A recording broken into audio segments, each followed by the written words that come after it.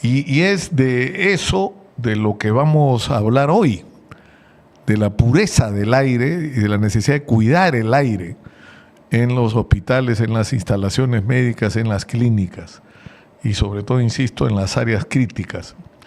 Y vamos a hablar de los llamados filtros EPA, estos purificadores extraordinarios del aire que hacen realmente una enorme diferencia. Vamos antes de recibir a los invitados que tenemos hoy, ver el material que hemos preparado sobre el tema para que entiendan ustedes de qué estamos hablando.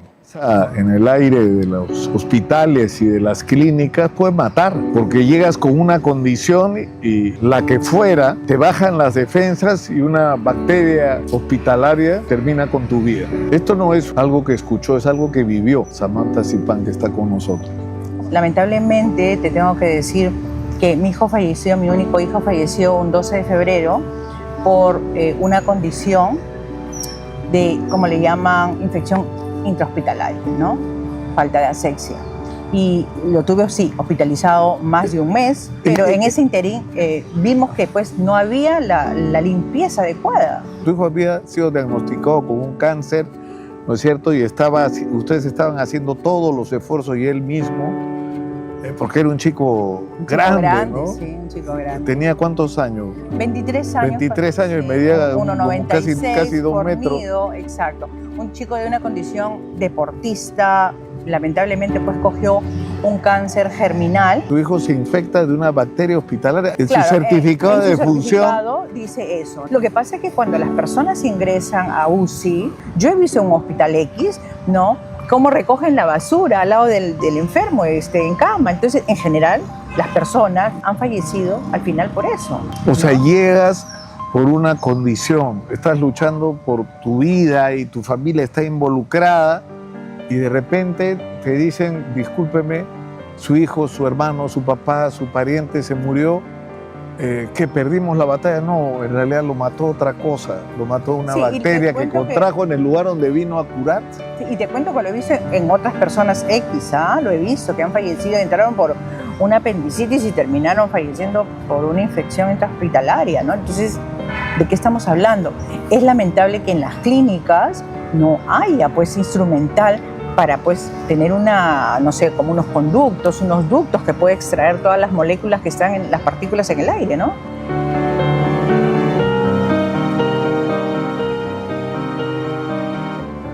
En los hospitales peruanos, la limpieza visible, la limpieza aparente, no es necesariamente sinónimo de asepsia, porque no siempre garantiza un ambiente seguro. En muchas áreas críticas no existe un control permanente de la calidad del aire ni una medición rigurosa de las partículas y microorganismos que circulan en él.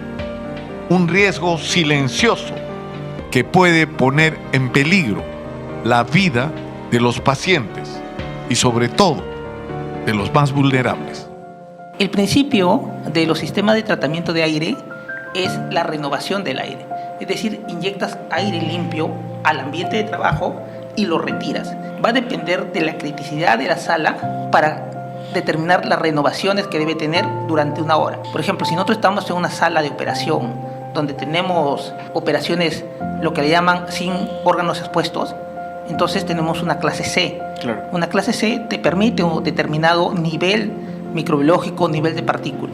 Pero si estamos en una operación donde vamos a abrir órganos como el corazón, el riñón, el hígado, el cerebro, entonces estamos hablando de una sala limpia, clase A, donde el nivel de control tiene que ser estricto, donde el aire que ingresa y sale tiene que ser entre 40 y 60 veces la renovación de aire, además controlar la temperatura, controlar la humedad del ambiente. De esta manera, nosotros evitamos contaminaciones cruzadas. ¿Qué significa contaminación cruzada? Lo que se llama en los hospitales infección intrahospitalaria. Una infección intrahospitalaria es aquella que un paciente adquiere durante su atención médica y que no estaba presente al momento de su ingreso. Por eso, controlar el aire es tan importante como esterilizar un quirófano. Y en esa tarea, los filtros EPA, entre otros, cumplen un papel decisivo. Es importante que el aire respirado sea un aire respirado lo más puro posible. Esto está relacionado directamente el número de partículas a la cantidad de gérmenes que pueden contener el aire ambiental. Y esto en un paciente inmunocomprometido es básico para evitar que se contamine. Ya de por sí estos pacientes tienen un alto riesgo de contaminación de sus propios virus, de su propio germen. Lo que tenemos que evitar es el aporte que puedan tener externo, tanto en la vía respiratoria como en la vía digestiva. Hay un filtro final que le llamamos filtro EPA. Son filtros de alta eficiencia. Estos filtros EPA tienen la característica que te retienen todos los microorganismos. Estos filtros EPA además tienen que pasar por un proceso de verificación llamado integridad de filtros, que esto lo norma la ISO 14644-3 y nos da toda la metodología, como para nosotros asegurar que el filtro EPA está haciendo el trabajo que tiene que hacer, que es retener microorganismos. No controlar el aire es un alto riesgo para la vida de las personas que están en los hospitales hoy en día.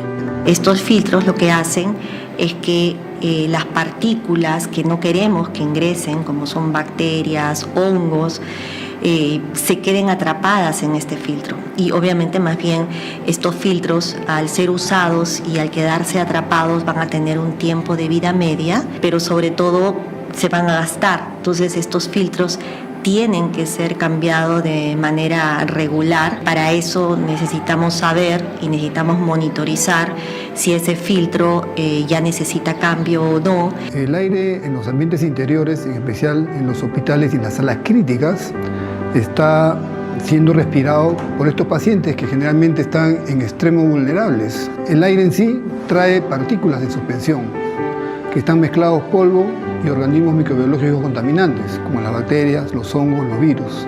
Entonces es ahí donde, frente a una condición del paciente que esté vulnerable, por decir en una sala UCI, es muy fácil, digamos, si ese ambiente no está debidamente adecuado, el aire no está filtrado correctamente, que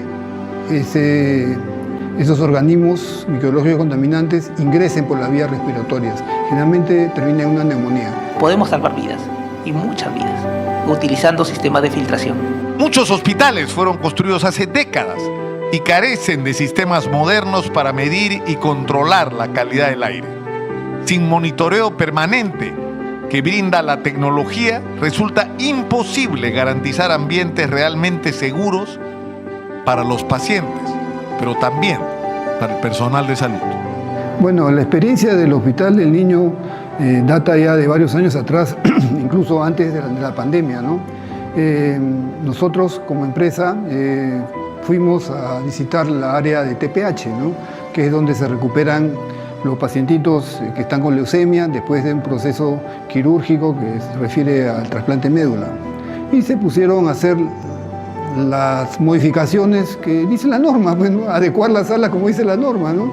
Poner ventilación independiente en cada sala, ventilación extracción, poner filtros EPA, cambiar los ventiladores a mayor potencia.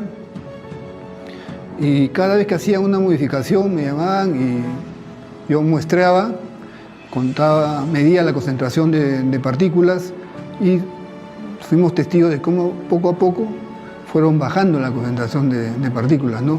Aunque existen normas y estándares internacionales para el tratamiento del aire en hospitales, su implementación en el Perú aún es parcial.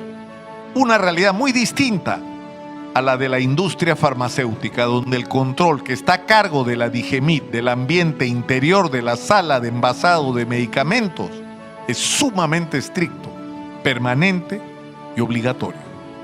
En una planta farmacéutica nosotros controlamos el aire a nivel microbiológico y a nivel de partículas. Además, controlamos la temperatura del ambiente y la humedad del ambiente. La temperatura del ambiente debe estar menor de 25 grados para evitar que haya proliferación de microorganismos si este se presentara en algún momento. Si vamos a la parte hospitalaria, en la parte hospitalaria no tenemos regulación, lo que sí hay en la industria farmacéutica. Una regulación muy estricta, que si una planta farmacéutica no tiene sus salas controladas, sus ambientes controlados, con sus aires limpios, su temperatura, su humedad controlada, la planta simplemente no puede fabricar. Se le retira la certificación de fabricación.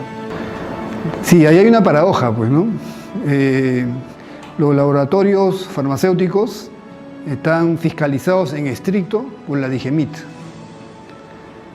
Ellos son demasiado puntuales en sus exigencias y prácticamente, siempre digo eso, a los autores lo tienen contra la pared porque cada auditoría que, caramba, es muy exigente. Mientras que tenemos hospitales donde no tienen sistema de filtración de aire limpio, no tienen un control, un monitoreo microbiológico.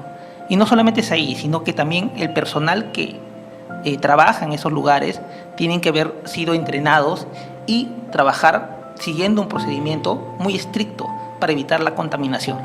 Definitivamente tenemos que tener una base normativa, tener procedimientos, protocolos establecidos para que nosotros tengamos salas limpias que no representen un riesgo para la salud de las personas.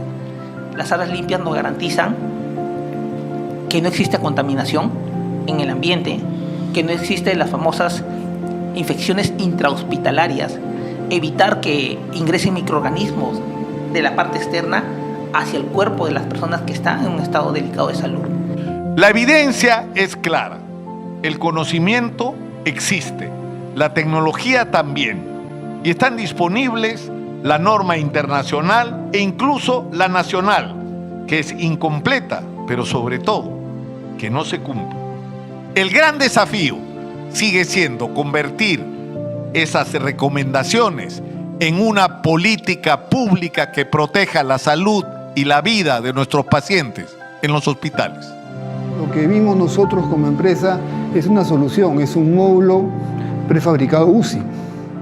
Justo un ambiente donde se necesita más recibir a los pacientes que como última oportunidad, ¿no? Entonces pensamos en este tipo de soluciones que la empresa minera pues ya atiende desde décadas atrás, ¿no? Hay empresas que proveen campamentos de módulos UCI. Entonces, con el conocimiento que tenemos, tranquilamente podemos, diseñar con la ayuda de personal técnico de salud y recrear un ambiente aséptico UCI dentro de un módulo prefabricado. Y esa es la alternativa, de tal manera que en los hospitales regionales poder, pasar todo el equipamiento UCI que tienen ellos en sus salas a este módulo, de ahí poderlo habilitar completamente esa área, poder hacer las modificaciones del caso y finalmente tendrían dos ambientes UCI, ¿no? De repente uno para pacientes normales y el otro para pacientes infectocontagiosos, que sería una solución.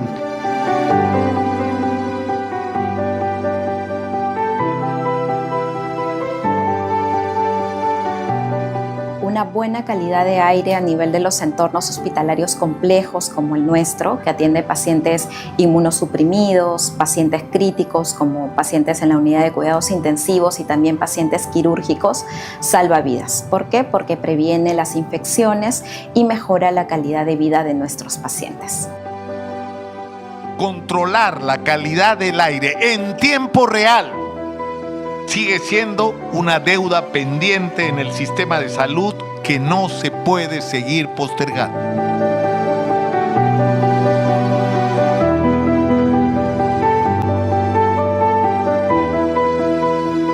Respirar aire limpio dentro de un hospital no debería ser un privilegio. Es eso mismo, respirar aire limpio en los hospitales no debería ser un privilegio. ¿Ah? Y para conversar sobre esto están con nosotros el doctor Víctor Chávez Pérez. Él es jefe del Servicio de Enfermedades Infecciosas y Tropicales del Hospital Nacional 12 de Mayo. Y está con nosotros también Lisandro Mejía, el gerente general de Samsung Ambiental, que es una empresa muy importante en esto, en resolver este problema, en la pureza del aire, en la distribución e instalación de los benditos filtros EPA. Comencemos con el doctor. Usted es bienvenido ante todo y gracias por estar con nosotros. Usted, doctor, tiene que vivirlo cotidianamente, ¿no es cierto? El problema de la gente que contrae infecciones intrahospitalarias por la falta de pureza del aire, de la superficie, ¿no? Por más esfuerzos que hagan ustedes por salvar vidas, ¿no? La presentación que hemos visto, y bueno, primero gracias por la invitación, es un problema que está pendiente, y está pendiente no de ahora, sino de hace mucho tiempo, y tiene que ver, como mencionó, no solo con políticas públicas en relación al problema de salud, sino previamente de todo el sistema de salud. Porque el sistema de salud, inclusive el Ministerio de Salud tiene una oficina de lo que es establecimientos y construcciones. Y eso de ahí, por ejemplo, ¿no? Los ingenieros que están ahí también deberían ver cómo hacemos ahora un establecimiento de salud y no como el 2 de mayo y el Hospital Loaiza, por ejemplo, ¿no? O el Salvador, que tienen muchísimos y siglos de construidos, ¿no? Lo que sí es cierto es que hay que rescatar que los pabellones que al antiguo, de acuerdo a la población, ahora somos diferentes a lo que está en 1800 y 1500, pero sí no hemos variado mucho en la infraestructura adecuada. Si bien es cierto, los consultores antiguos, los médicos antiguos hacían grandes salas con techos altos, no era por gusto.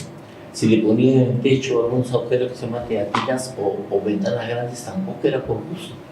Eso tenía claro, un porqué, ¿no? Un porqué. El concepto de que el arque circule, ¿no es cierto? Así es. Para esos tipos, y ahora mismo, ¿no? Lo que es ventilación se basa en dos puntos importantes. Uno es la ventilación en relación al aire corriente, lo que llaman un aire que haga turbulencia dentro del ambiente, y dos, lo que es luz solar. Son los componentes básicos, mínimos, importantes en relación a la ventilación. Pero muchas veces eso no se consigue ni se hace. Entonces, cuando hablamos también en relación al ambiente, Lima, por ejemplo, es un lugar donde sabemos que el particulado es tremendo, ¿no? Es bastante contaminado, inclusive los pacientes mismos sienten que les pica el cuerpo y no va a pasar, y no le hemos hecho ningún procedimiento, no hemos hecho nada. Eso significa, sí, pues, son aire contaminado que hay que reconocer.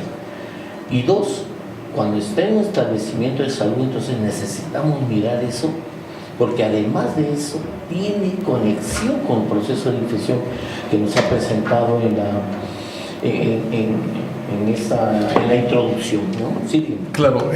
Ahora, usted, doctor, enfrenta es decir, está usted trabajando con gente que llega con padecimientos muy severos, ¿no es cierto? Por la especialidad que tiene. Y es decir, en general es importante la calidad del aire, pero o sea, hay determinadas condiciones, determinadas enfermedades y determinados espacios en los que no nos podemos permitir que falle la calidad del aire porque estamos exponiendo la vida del paciente, ¿no? En medicina, las mediciones se miden por riesgo, las condiciones más la persona que viene por una atención, ¿no? Se mide por riesgos.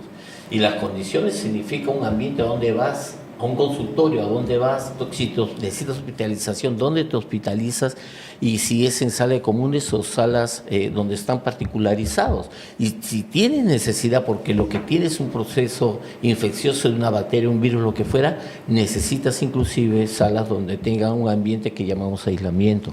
Ahora, ustedes, Lisandro, han hecho una bienvenido también, por supuesto, tu espacio. Nicolás, nuevamente por acá.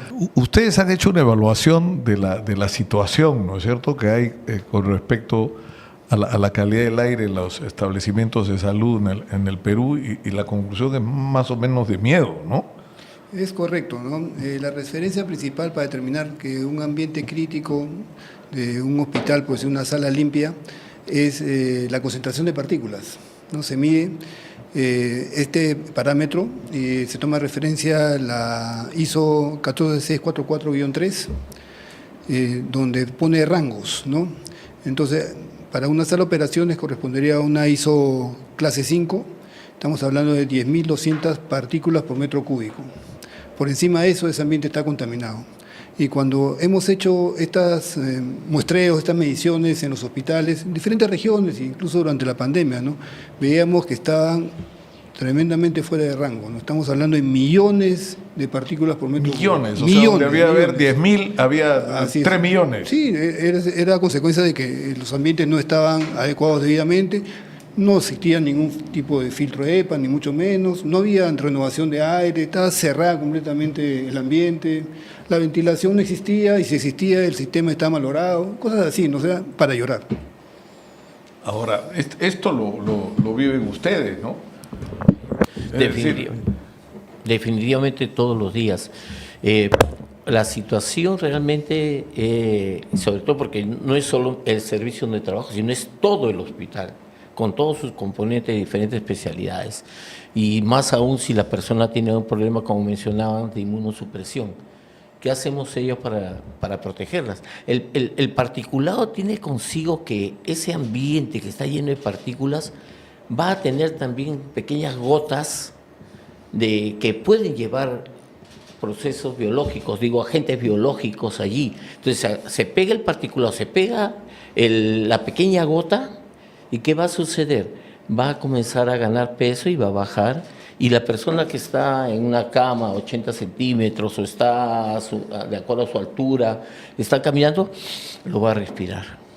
Entonces, esos riesgos no solo de un ambiente que no está realmente limpio por ese particulado, sino que también asociado a eso, agentes biológicos que van a fomentar el proceso de infección, inclusive en varios pacientes, ¿no? Ahora, ustedes han probado, Lisandro, que cuando uno se propone hacerlo es posible cambiar las cosas, ¿no es cierto? Y una experiencia la hemos mostrado ahora, ha sido la del Hospital del Niño, la de algunos espacios del Hospital del Niño. Correcto, ¿no? es en la unidad TPH donde se atienden los pacientitos que están con leucemia, ¿no?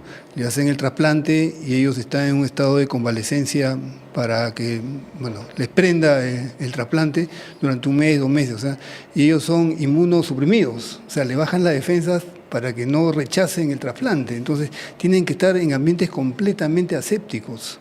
Entonces nosotros en su momento, ya hace varios años atrás, antes de la pandemia, ayudamos a los doctores responsables de esta unidad a acondicionar la sala, ¿no? Cada vez que se hacía una modificación, nosotros íbamos con nuestro contador de partículas, muestrábamos y vimos cómo progresivamente, poco a poco, los valores de concentración de partículas se iban reduciendo. Y te soy sincero, sin mucha inversión.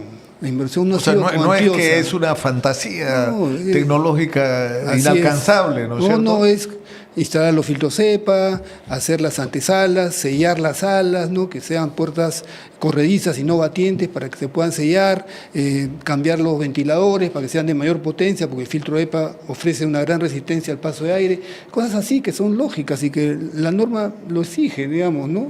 En su consecuencia final. Ahora, lo que hace este filtro, ¿qué es? Es decir, recibe el aire contaminado y captura todo, estamos viendo ahí la imagen, ¿no es cierto? Correcto. Ahí hay una recreación, ¿no? Un diagrama de cómo es el ingreso de aire, ¿no? Se inyecta el aire de arriba hacia abajo y a través de un filtro EPA que está en el techo. El aire transita al interior de la sala, con ello obliga a que las partículas que están en suspensión en ese momento transiten igualmente y salgan por la parte inferior a través de los extractores, en un ciclo permanente.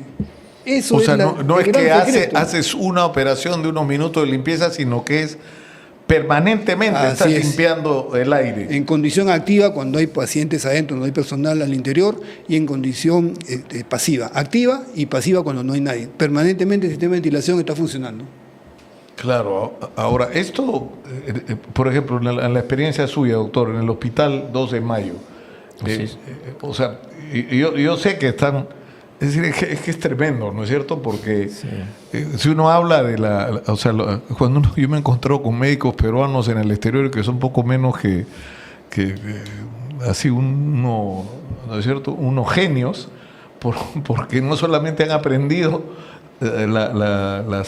digamos, todo lo que uno tiene que educarse en medicina y en técnicas médicas, sino que han tenido que actuar en condiciones muy precarias, ¿no? Y eso los ha convertido en unos médicos con unos niveles de eficiencia fantásticos, ¿no? Pero ustedes, por ejemplo, ¿cómo hacen en el Hospital 2 de Mayo? En el Hospital 2 de Mayo tenemos un problema ahí en relación, como le comentaba, de los ambientes, en relación a su antigüedad y no modernos y adecuadamente hechos para la atención, ¿no? Esa es una situación, pero también hemos suplido con lo que es inyección y extracción de aire como parte de la gráfica que nos mostró el ingeniero. La situación allí es que el lugar de aspiración del aire, siendo centro de Lima, es con los particulados, ¿no? Entonces entran y claro, hemos tenido experiencia de servicio con los CEPA, los filtros CEPA. Claro, le estoy hablando realmente hace 20 años porque ese tiempo era un poco costoso realmente y difícil el cambio de los filtros. Y eran muy buenos, lo utilizamos para personas que tenían tuberculosis resistente. Así es. Teníamos uno ahí, como le comento, y esa fue nuestra experiencia, pero sí tenemos sitios de aislamiento, donde tenemos inyección y extracción de aire. Lo que faltaría es esa medición del particulado, porque eso controla los agentes infecciosos que se transmiten por vía aérea. Pero esos son los lugares de aislamiento, claro, ahora pero son poquísimos, no es el hospital. Claro, pues, ¿no? Y tendrían que ser en realidad todas las salas y las unidades de cuidados intensivos y las salas de recuperación, o sea, ahí el aire tendría que ser, sí. ¿no? O sea, estamos mostrando ahí en la pantalla. Sí, esto es... Porque hay como flujos, ¿no? Sí. Claro, esta es una simulación de vectores de aire al interior de una sala de operaciones. Ahí se puede ver la mesa del paciente y el personal médico al costado, ¿no? Se puede ver cómo esos vectores de aire transitan al interior de la sala, se desplazan en su interior y salen en forma homogénea. No hay turbulencias. En el momento que hay riesgo de turbulencias, hay riesgo de adherencias, que es lo que aspira el paciente finalmente, ¿no? Claro, ahora... Esto, como usted dice, es alcanzable, ¿no, Lisandro? Correcto. Cabe mencionar de que lo que mencionaste en el reportaje, ¿no? Que lo ideal sería tener un sistema de monitoreo en tiempo real, ¿no? Que no solamente mida constantemente la concentración de partículas, ¿no? Sino también mida como referencias de la implicancia que tiene cuando la temperatura, la humedad, la velocidad de aire que ingresa sale fuera de rango, inmediatamente ocasiona que también salga fuera de rango la concentración de partículas. Y esto ayuda mucho porque si ha habido una baja de tensión, el ventilador bajó en su potencia, inmediatamente la concentración de partículas se eleva, entonces ya se puede determinar qué es lo que ha pasado para poderlo solucionar. No, porque además yo he escuchado historias por las características de mi trabajo periodístico de circunstancias en las que los médicos han hecho algo extraordinario, fantástico, para salvar una vida de una condición que ya parecía perdida y de repente el paciente fallece, no por la condición por la que llegó, de la que lo salvaron, sino por la falta de calidad del aire y de la superficie también, terminó infectándose, ¿no es cierto?, con una bacteria que adquirió dentro del hospital donde fue a curarse donde fue curado del mal con el que llegó, ¿no? Sí. Eso es frecuente porque se llama lo que es transmisión por procedimientos médicos, ¿no? Y ahí hay riesgos, pero como le comentaba, lo que tenemos que hacer es minimizar esos riesgos, ¿no? Todos los sistemas creo que son importantes y válidos. Y esos sistemas para disminuir que esos procedimientos, que ese contacto, que la posibilidad, de acuerdo al problema de un paciente, ¿no?, que está inmunosuprimido y que hay que sacarle médula ósea para ponerle otra, el trasplante de médula, o los trasplantados realmente en general, todo trasplantado que es un inmunosuprimido, entonces ellos realmente puedan tener el menor riesgo posible hasta que lleguen a salir de alta. Y ahora, es lo que falta. Claro, y es lo que hay que hacer, ¿no es cierto? Ahora se está discutiendo mucho, es verdad, tal vez la prioridad inmediata sea el primer nivel de atención, ¿no es cierto? Para, es decir, atender las enfermedades cuando recién se inician, prevenir, ¿no? Vacunar, atender a los pacientes con dolencias menores. Eso es verdad, que eso tiene que ser la prioridad porque es lo que peor está, ¿no?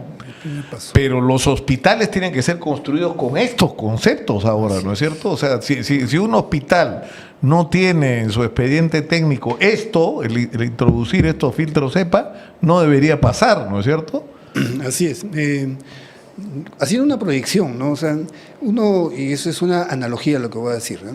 Cuando el piloto de un avión sube, le hace su lista de chequeo, le entregan acá, las presiones están dentro de su nivel, el RPM está dentro de su nivel, temperatura, ¿no? Niveles de los tanques, etcétera, y él firma, como que las condiciones del avión están adecuadas para poder volar. Nosotros tenemos que llegar en su momento a que el doctor que va a operar reciba su lista de chequeo de cómo está el ambiente al interior y firme y esté de acuerdo. En caso que alguno de esos parámetros que he mencionado esté fuera de rango, simplemente hay riesgo con el paciente, no opero. Pero si tú lo hicieras en este momento en las salas de operaciones y en los o sea, simplemente no lo podrías hacer. A eso tenemos que llegar. Pero por supuesto, yo creo que hay que pensar en esos términos. O sea, yo siempre llamo la atención sobre una cifra que me parece así muy potente. El Perú desde el año 92 hasta ahora, es decir, han pasado más de 3 décadas y media, ha multiplicado su presupuesto público por 42 veces. El año 92 teníamos 6.000 millones de soles, hoy tenemos 260.000 millones de soles de presupuesto y eso que todavía no termina, porque con esto el fenómeno del niño y todas las dificultades que hay, ese presupuesto va a crecer. La pregunta es por qué si se ha multiplicado tanto el presupuesto, tenemos un sistema de salud tan precario como el que tenemos. Es decir, en este momento, con la plata que ha tenido el Perú en las últimas décadas, deberíamos tener un sistema de salud y un sistema hospitalario donde los filtros EPA deberían ser lo común y no la excepción, como lamentablemente son hoy, ¿no? Pero yo espero que esto que estamos haciendo ahora sirva, ¿no? Para llamar la atención y sensibilizar. A los médicos no lo necesitamos hacer porque lo saben, lo sufren y lo viven, ¿no? Sino a los que toman las decisiones, ¿no? Sí, correcto. Hay que hacerlo. Y hay gente que revisa bien, ve todo lo que hay detrás, las actualizaciones. La situación es que la normatividad, ¿qué tanto nos empuja con presupuesto a hacer lo que esa norma nos dice, ¿no?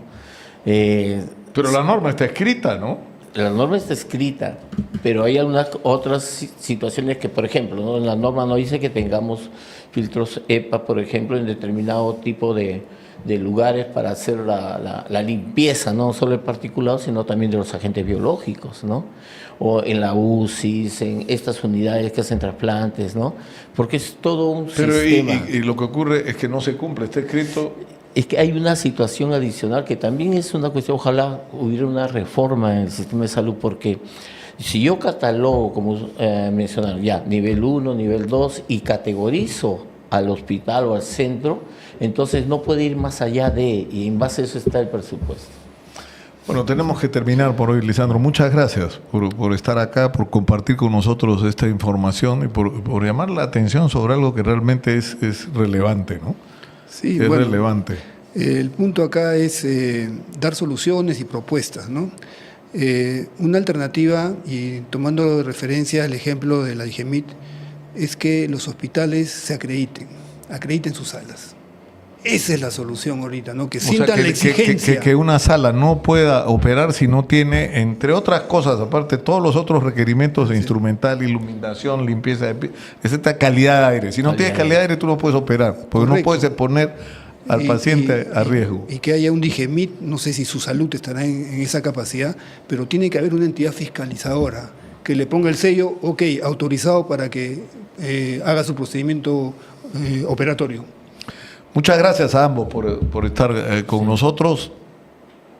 Ya lo saben, o sea, ¿cómo es la frase, Lisandro? Porque estudia, en realidad eso es el acceso a calidad de aire en los hospitales no tiene por qué ser un privilegio. Así es. Está clarísimo. Muchas gracias por estar ahí. Hasta pronto.